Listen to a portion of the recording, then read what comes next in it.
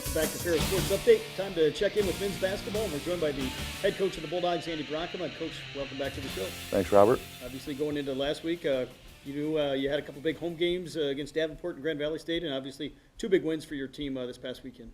They were big wins. It was nice to be at home, and the crowd showed up, and we had great crowds. It was a huge home court advantage, and it was nice. And the community and the students are getting a treat because the women's team's playing great, and we're playing good basketball too. So, and these teams coming in are very talented. So a lot of good basketball to watch, great games, and it was a big week for us. How much more intense does that make it, knowing it's two West Michigan rivals, obviously a lot of kids that know each other from all three programs? Yeah, all three schools pretty close to each other, and we see each other all the time out in the recruiting, out recruiting, and our players know each other, grew up with each other, played with each other on high school teams, AAU teams together.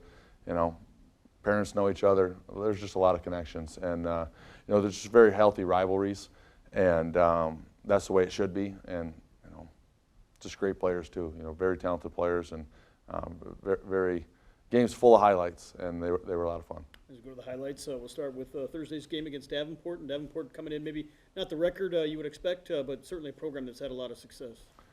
Yeah, I mean, you look at their record and you see that they lost a few close games, had a couple injuries, morphing in a few new transfers, but Marcellus here is leading scorer in the league. We're close to it last year, and then this year he's right up there again. He was preseason player of the year. He was very talented. Miles, number 3. I mean, they have a talented lineup, and they certainly present some difficult things. They play a pretty unique zone, and one thing about Bird's teams is they never give up. I mean, they play extremely hard and aggressive. Obviously, a little bit of a slow start here, but once you guys got going, they really got rolling here in this game. Yeah, I don't know if it's a thing, or not, but we've gotten off to some slow starts. So if I had the answer to that, I'd write a book. But so slow start, but we're playing a deep lineup, and we're getting guys in and out, so we're getting into rhythm, and we're coming on strong. It's a 40-minute game, so that's good for us. If it was a 5-minute game, we'd be in trouble.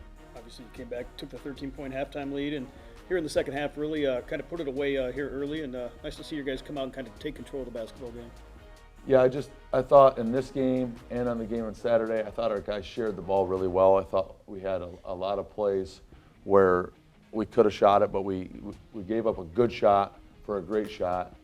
And, we're also hunting shots for the right people. We're really being unselfish in that way and letting guys play to their strengths, and, just finding Ethan in his spots, or if they're guarding him with 1 or 2 people or a lot of attention, playing off of Ethan. And it's nice to have Deshaun back. Deshaun's getting a little healthier and healthier, and he played big this week for us. And look at Vegas. Maybe he's not our number 1 offensive option, but makes a huge shot when the shot clock's going down, and is a big post presence for us. So just it's nice to have a lot of people clicking at the same time and really sharing it with each other. That's the biggest thing I like. And then finally, our defense turned into some offense this past week, which was nice. Obviously, got a big win, 90-61, and you knew you kind of had to get that one before you could look ahead to Grand Valley, and your guys kind of able to take control and able to do that on Thursday. Yeah, I don't know. I mean, it's so different when you're a player versus a coach, but we never look ahead. I mean, it's what coaches do. You never look ahead. You're consumed with the thing that's in front of you. And then, as soon as it's done, you're consumed with the next thing. And that's how coaches are. And pretty much our players are like that too, honestly. They know the value of each game. And, Grand Valley is our rival. But at the same time, we treat every game with the same rivalry intensity. We just do. So, the crowd comes out for this one, which is nice. But you try to treat it the same, and I think our players do. As we go to the highlights of Saturday's game against Grand Valley, how important was it to have that home court advantage with the big crowd? Well, we'd have to find a different way to win if we didn't have it. It was definitely an advantage. And, they were loud. It was hot in there. And, early in the game, we made a couple plays. And, Grand Valley had to call timeout just to calm the place down.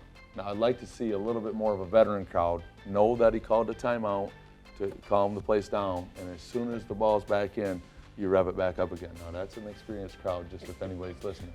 All right, but you know, it was pretty intense, and honestly, we did a lot of good things.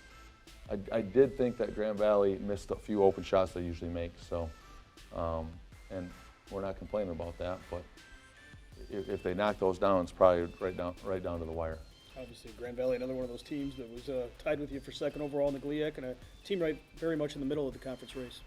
They are, and like us and some other teams, you know, we're dealing with some injuries and coming together as a little different unit right now with Marius out, Baez' brother, and you know, if they could stick together, I think it's going to make them more powerful in the end because they're coming up with new ways to do things, and then Marius is a heck of a player, so when he comes back, they'll be even better. So. Here, Ethan Erickson with a big shot led you in both games in scoring, but a lot of balance here overall on the weekend. A lot of balance, and it's kind of like figure out, you know, where they're putting the defensive attention, and you know, work it from there. But I like the guys passing the ball around, being unselfish, and when we're doing that, we're at our best. Big game like this, how much does that veteran presence really help you with some of those guys that have kind of been through these battles in the GLIAC? I think it helps.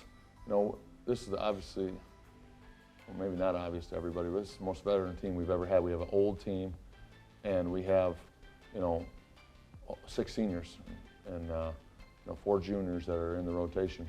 So it's an older team, but the key is in basketball to stay old. So the next year we'll have 5 seniors the next year, and you know, you just try to stay old with experience, and we've been able to do that. 86-73 the final score, now 15-3 overall, and obviously back on the road this week against Saginaw Valley and Wayne State, and 2 more tough games here in the GLIAC on the road.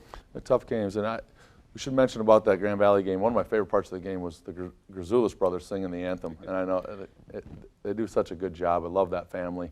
Went up to Marquette on our trip up there too, and they hosted us, and this is the second time they've done that, and those are special memories. So moving on to the next road trip. You know, life on the road's harder than at home, so we're going to have to be focused, play well, and just, you know, dissect those teams and try to take away the things that they do well and, you know, enforce our will on them. Well, Coach, thanks for the time. Congrats on the 2 wins, and we'll talk to you again next week. All right, thanks, Robert. We'll be back with more Ferris Sports Update right after this.